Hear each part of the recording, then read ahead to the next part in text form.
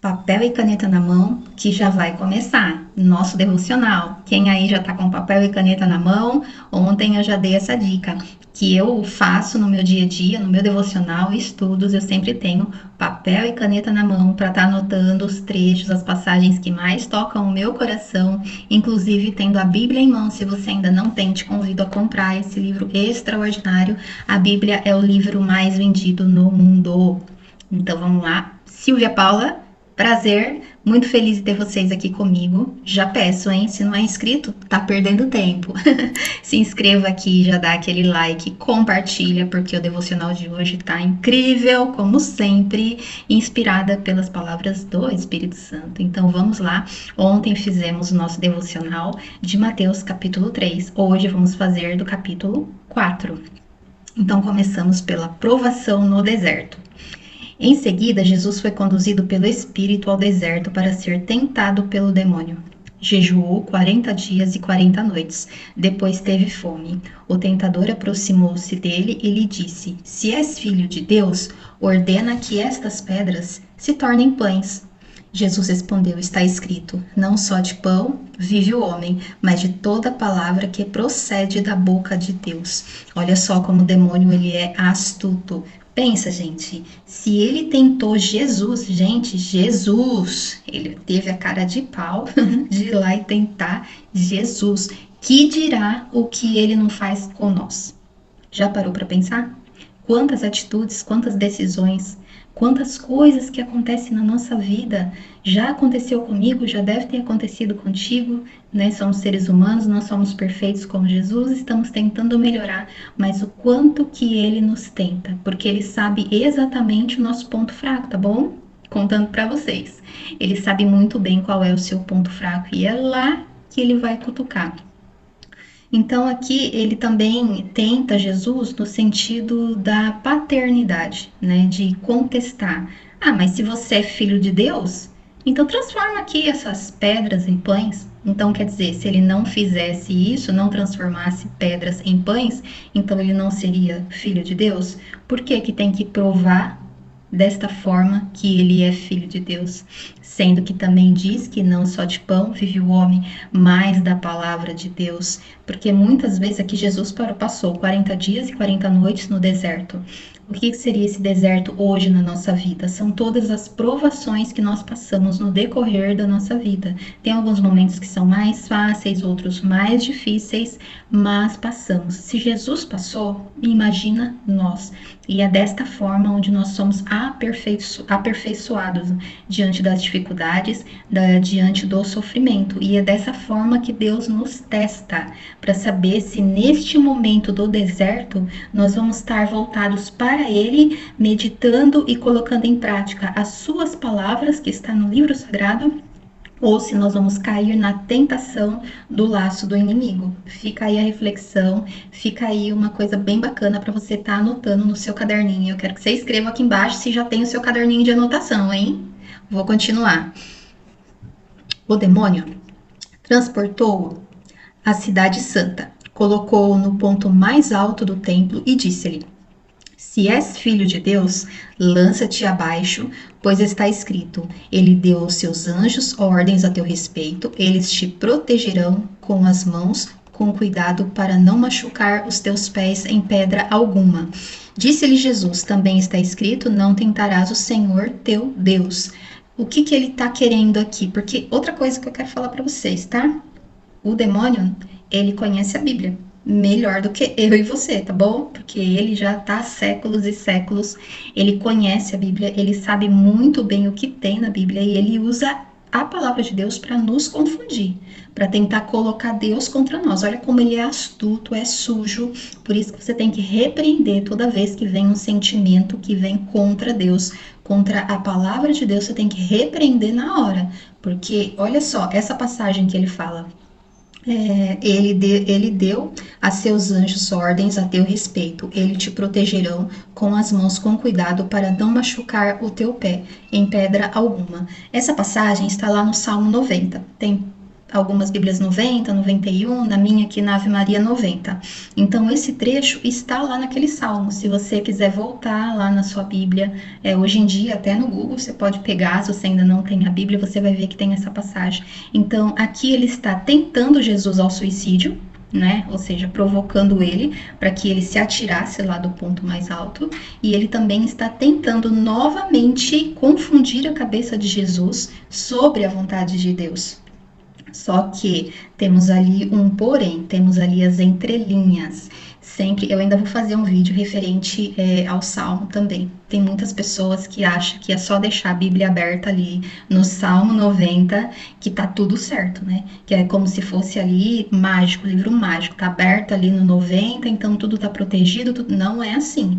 Você tem que colocar em prática a palavra de Deus. Para que você receba, você também tem que dar. Então, se você quer receber as bênçãos de Deus, você tem que dar para ele o seu coração, você tem que dar para ele o seu tempo, você tem que ter intimidade com ele para que ele conheça a tua voz no coração. Deus sabe muito bem tudo que passa no coração de todos os seus filhos, porque ele é Deus, ele sabe o presente, passado e futuro. Só que o que diferencia os seus filhos é a intimidade, que é o que eu não canso de falar aqui para vocês. O poder, a necessidade de se ter intimidade com Deus. Então, se você é esse filho amado, esse filho próximo dele, jamais você vai tentar ele ou contestar ele sobre as vontades dele para você. Afinal, ele que te criou com tanto amor, com tanto carinho, e aposto que, mesmo com todas as dificuldades que você passou na sua vida, ele jamais te desamparou. Muitas situações que eram ruins se converterão para bem. Então, aqui ele tentou mais uma vez Jesus usando a palavra, hein? Usando a Bíblia. Olha como ele é astuto.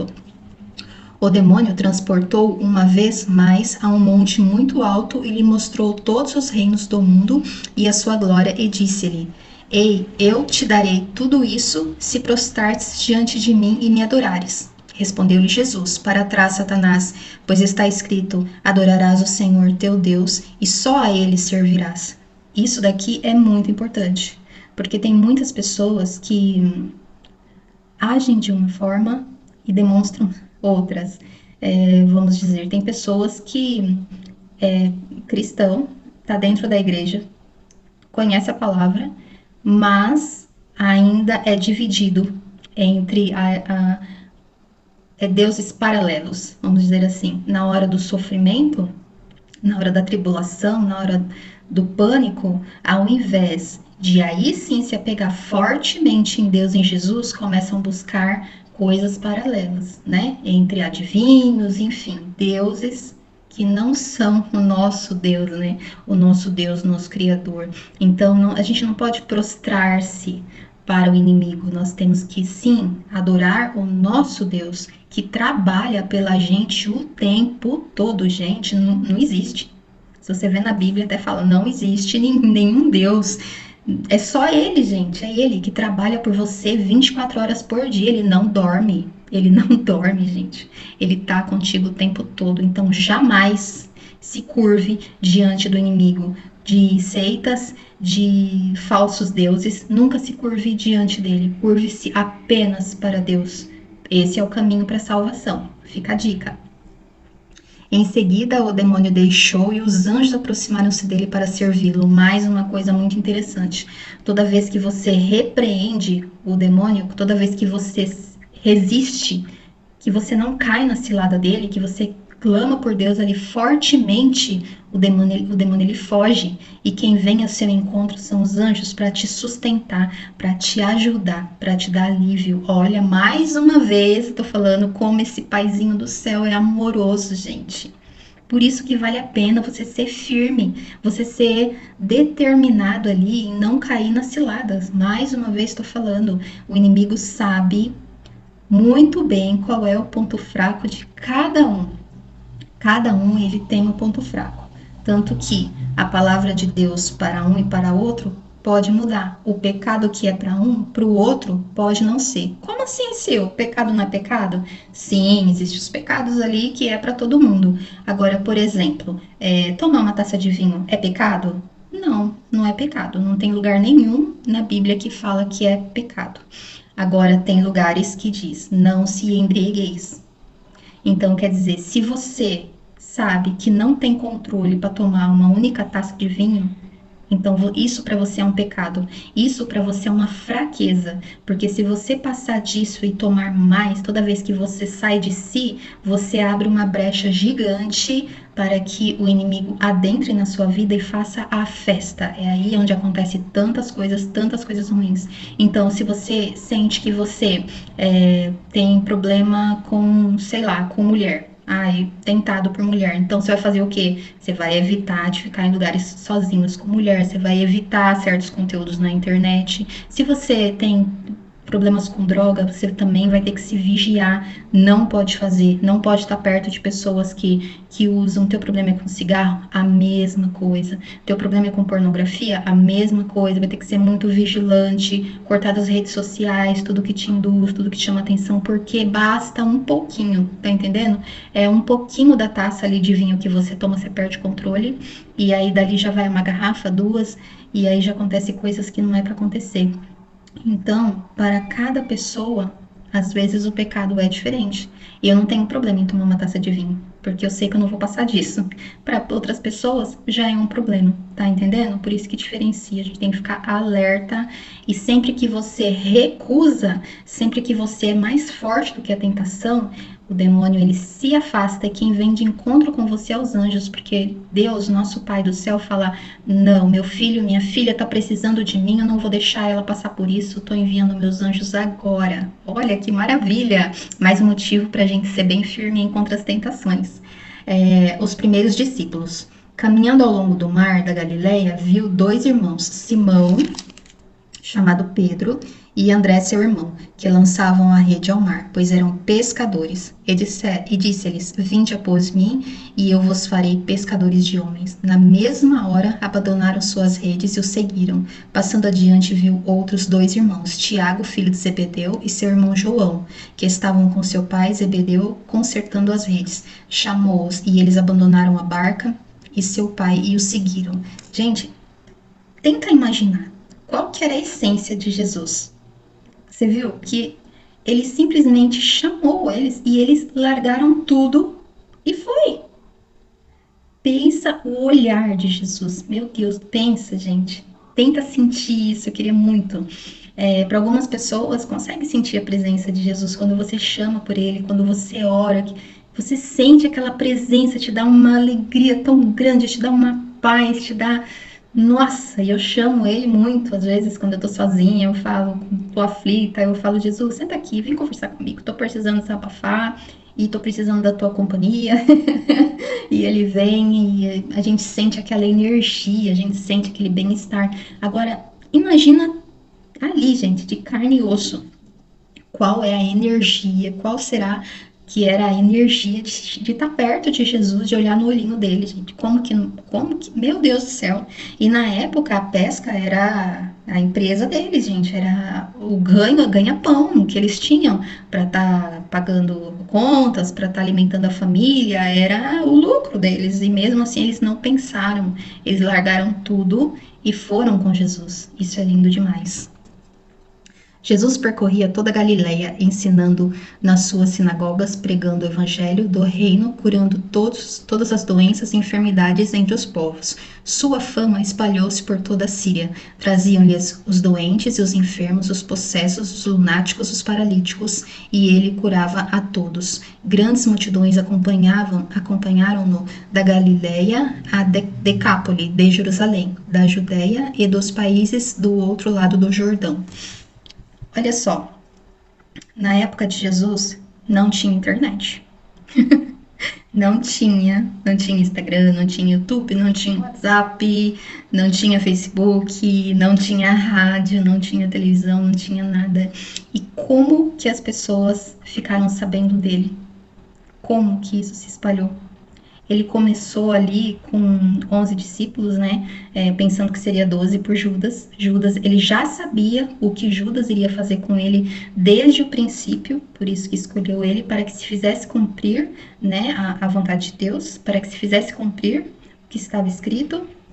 Então, vamos pensar que seriam 12 tirando o Judas, ficou 11, que desses 11 foi o que vieram em gerações, gerações que vieram trazendo essa palavra, que tem esse livro maravilhoso pra gente. Então, nunca despreze o começo, nunca despreze o pouco. Jesus, ele começou com 11 discípulos, 12 com Judas, mas Judas eu não conto porque ele não levou a palavra de Deus, ele não continuou a jornada, né? Afinal, ele não aguentou o tranco ali de ter traído Jesus e se enforcou. Então, eu sempre penso nos 11 discípulos que foram que levaram a palavra dele para frente. Então, ele começou com 11. Ele começou no pouco. E hoje, olha a multidão, milhares e milhares de pessoas que amam a palavra de Deus, que amam Jesus. O cristianismo cresce a cada vez mais. Muitas pessoas sedentas pela palavra de Deus, por aprender, por querer conviver, por ter intimidade com Deus, mesmo 2000 anos à frente de tudo o que aconteceu aqui.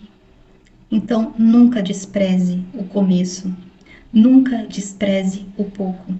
Por que pessoas falam para mim às vezes, mas dá muito trabalho você fazer o que você faz, mas você não está ganhando ainda por isso, mas não é perca de tempo? Para mim, não. Jesus começou com 11 discípulos, então todo começo, ele tem que ser... Todo começo é difícil? É difícil. Imagina, tentar converter as outras pessoas e fazer tudo o que Jesus fazia com 11 pessoas. Mas veja o quanto isso se tornou lá na frente. Veja a grandeza que é hoje. Então, o trabalho que eu tenho hoje é feito com muito amor e carinho. E eu espero que Deus, ele leve essa palavra aos corações que estão necessitando escutar isso neste momento. Nunca desanime, mesmo que esteja difícil, mesmo que você esteja falando para poucas pessoas, mas não pare, não deixe de fazer. A Coca-Cola, no primeiro ano dela, ela vendeu 25 garrafas, gente. 25 garrafas. Eu não tô falando que foi em um mês, não. Foi no ano. Em um ano, ela vendeu 25 garrafas. O que poderia ter falado? Vamos deixar para lá essa ideia, né? 25 reais, gente, preço no prejuízo. E hoje ela é uma potência, né? Mundial. Ela é conhecida no mundo, é uma empresa, sei lá, milionário, bilhardário, nem sei, não tenho nem ideia. Mas hoje você vê que... Então, nunca pare, mesmo que esteja difícil, mesmo que a caminhada esteja dura, mesmo que te falem palavras desanimadoras, nunca desista, não pare, não pare. Porque a perseverança é a chave para o sucesso. Se você está no caminho de Deus, se você está fazendo a coisa certa, a perseverança é o sucesso. Então, nunca erre só no que passou ou no bloqueio que você está tendo hoje, porque tudo que passa na vida é aprendizado. Eu já passei por muitas dificuldades, já passei por muitos problemas, e isso me fez mais forte, me deu sabedoria, me deu clareza, tirou neblina dos meus olhos para muitas coisas. Então, gente, eu não vou parar, eu vou continuar com o meu trabalho hoje em dia, que é um começo. Estou engatinhando, gente. É complicado. Não tenho equipamentos assim, não tenho. Eu faço umas gambiarras do meu jeito aqui, mas eu faço. Passo horas aqui que tem que gravar, tem que editar, tem que fazer capa, tem que... Tudo sou eu, mas tudo com amor e com carinho, e sempre amando o meu começo e querendo que vocês também tirem o sonho de vocês, a vontade de vocês do papel e vai para cima. Não importa se tá difícil, se não tá, lá na frente vai prosperar. Então já compartilhe esse devocional, que eu tenho certeza que você tem pessoas aí precisando escutar isso aí no seu WhatsApp, na sua agendinha. Já dá aquele like, se não tá inscrito, tá perdendo tempo, já se inscreva, dá aquele comentário. E aí, conta pra mim aqui embaixo, você é grato ao seu começo, ao que você tá vivendo hoje? Fiquem com Deus e até o próximo vídeo. E não esqueçam de trazer papel e caneta na mão. Um beijo no coração.